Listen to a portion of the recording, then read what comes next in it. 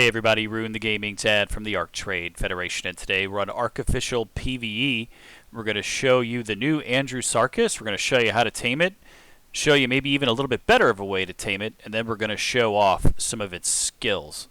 So let's get started. We're here on the Pteranodon, and we're on the new Fjordur map, and you can see where we're at on the map. It's on that right-hand side, and this seems to be a great place for the Andrewsarchus to spawn. You can see some of us down below us. So first things first, what do you need? So the first thing you want to do is put some giant bee honey in your 0 bar there. You can see we've got it in the dinos inventory that I'm flying with because it does make the spoil time last a little longer. But if you want to know how to get yourself some extra ones or some ones to be able to make this happen, if you fly around this little area here, and we've got some people that have built some stuff here, but if you fly around, what you're going to want to look for, this looks kind of like a rock on the ground there. There's one right in front of us here. It's a rock on the ground. And then when you get up close to it, you've kind of like a cracked open beehive. And we'll just throw out a hatchet just to gather it. And you can say we got a fair amount of bee honey there. We'll throw that stuff in the dinos inventory. I think we may have to eat one just because we're starving. But that's okay. So what we're going to do is we're going to hop on the Pteranodon and we're going to find one of these bad boys. And this little valley is just a great place for them to spawn. So first we're going to do it kind of what I would consider to be the traditional way. And kind of give you a gauge of what it's like to tame one of these things. There is a level 55. Let's see if we can't find one that's a little lower, maybe just to kind of give you an example. There's one over here. Let's take a peek. There you go, level 20. So that one might be good. So the reason why I'm going to land the Pteranodon right here, and the reason why I land it kind of close is because not always is it perfect. So we're going to creep up to this Andrewsarchus, and we're going to throw the honey down. And you can see that honey, when it bounces up, that usually means that the Andrewsarchus is going to come up and get it. So as soon as it starts to eat, you got to run up to it and hit ride. And then you're going to have arrows on the left and right here. And that is the key that you hit to go whichever way that the Andrewsarchus wants to go. And that'll bring your taming bar up. When it goes away, if you don't get off of that pretty quick, you can see that red show up. There's a little rage bar at the bottom there. You can see it just growing and growing and growing. And sadly, when it gets to all the way up, as you're about to find out, you get kicked off. So we got it to about 30%, and then boom, you can see it gives you a little whack. And then you got to run. Because you got to get that aggro off of you. As you can see behind us here, they're pretty quick. Yep, right behind us. So this is why I left the Pteranodon around, because I want to make sure I can get in there and get out of dodge. Uh-oh, I left it a little farther away than I thought.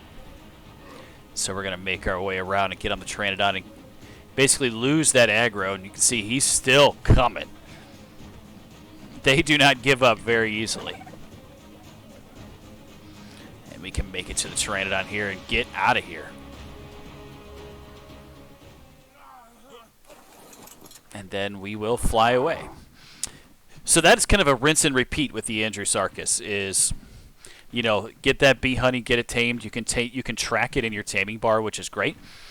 So you can come back and make sure it's not following you. And that's one way to do it that is tried and true and will work for you. It just takes a little bit of time. So I'm going to eat a little honey here to keep myself from starving again. There we go. So now let's try a different way. So here we are. We're back in that same spot, and we've got a little bit of honey. We're going to throw it in our 0 bar. What we've also got is a sanguine elixir. So if you don't know what a sanguine elixir is, we're going to put it in our inventory. There'll be a link in the description on how to get the sanguine elixir. But what the sanguine elixir does is it gives you a 30% boost in taming effectiveness. Now it works on passive tames as well, and it works on active, tames that you have to knock out.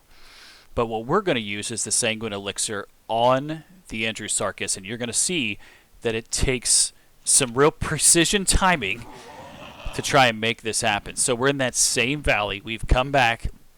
We've kind of let that level 20 go. And we're going to come back and we're going to try to find ourselves another one. and see if we can't use that sanguine elixir right away. Looks like there's a level 100. Let's see if we can't make this happen. So we're going to land. Let's put the sword away. You cannot put the sanguine elixir in your hotbar and consume it. I have tried that. Unfortunately, it doesn't work. So what we're going to do is we're going to stand up above here. And hopefully, we're going to throw that honey down. Make sure the Andrewsarchus gets near it. It does. You can see it's eating it now. You don't have a lot of time, so we've got to go in and consume that elixir. And you can see we ran out of time. So it does have to be done very quickly for you to not only consume the elixir, but then try to jump on the Andrewsarchus as quickly as possible. You can see it's already raged out. But for doing nothing, we're already at 30% tamed. So that gives you a very distinct advantage, especially if you're playing on a server that has low taming rates to help you out. So here we are. We've gone through the whole process of trying to tame the Andrewsarchus. You can see we've got it at 99.3%. So we're going to go ahead and land this Pteranodon and try and finish it off, and then take it back to base and show you some of the really cool things that it does. So again, just like we did any other time, we're going to land. And you can use ghillie. I'm using hide armor, and I just try to sneak up to it. I don't know if it makes a difference or not. It's worked for me very well just to kind of sneak up on it. We're going to throw out the honey. We've got the bushes in the way. Just make sure it gets to it. It does. We're going to run up. It's eating it. We're going to hit ride, and you can see that taming effect in this bar done. And there's our Andrewsarchus.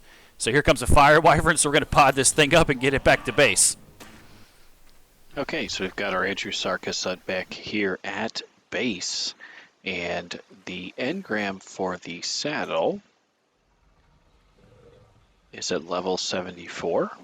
You can see the mats that it takes here, and it does have a minigun. So what we've got here was we had a blueprint for a apprentice one. You can see it has 152% weapon damage. We're going to go and put that on, and this bad boy becomes a bit of a tank. So we'll hop on, and the gun will require advanced rifle bullets. And you can see down at the bottom, you can see it's got 44, and it's got a couple other things here. One is the charge, and the other is the slide boost. So if you run, it picks up speed over time, and it can take things out as it goes. You can see there, I just took out that big rock. If you press C, that's when you get kind of the speed boost, and if you turn the other way, you get that kind of slide stop, which is pretty cool. The slide stop or slide boost does take a little bit of time to recharge. You can see it there. We're just gonna run through here and hit that boost, and then if we want to turn on a dime, we can, and it'll slide and head the other way, which is super nice. So in order to get into the turret mode, what you want to do is hit Control, and there you go. And you can still use the W, A, S, and D keys and run, and then independently with your turret with the mouse. And the left click button still does do the bite, as you can see. But if you're in turret mode, if you want to shoot, you just right click. And here's kind of the interior view of that.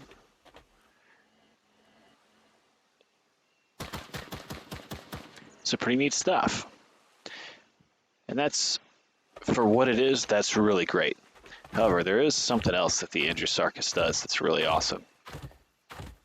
So if we just jump in the water here, you can see we're going. I just want to hold it here. You can see that its oxygen is lowering at a fairly slow rate, and it does have a very high oxygen stat.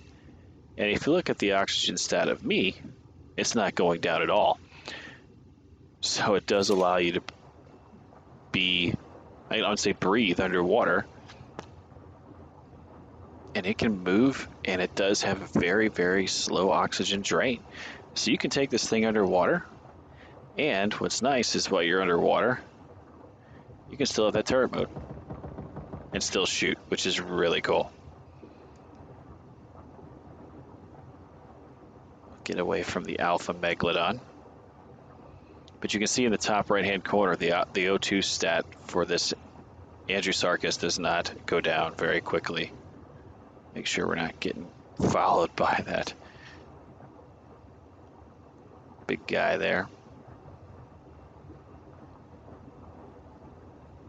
So what a great dino to take around in the water with you. And it still can attack and do all those things. But you can see if I just let everything go, it doesn't float back up to the top. It just kind of sits there. So just kind of one of the hidden things that the Andrewsarchus does. That's really awesome. So great dino to have. You can take it into the boss fight as well and use that cannon, which is advantageous, especially for some of the flying bosses. So just wanted to say thanks for watching. If you found the video helpful, please give it a like and subscribe to the channel. We greatly appreciate it. And with that, we'll see you all on the next video.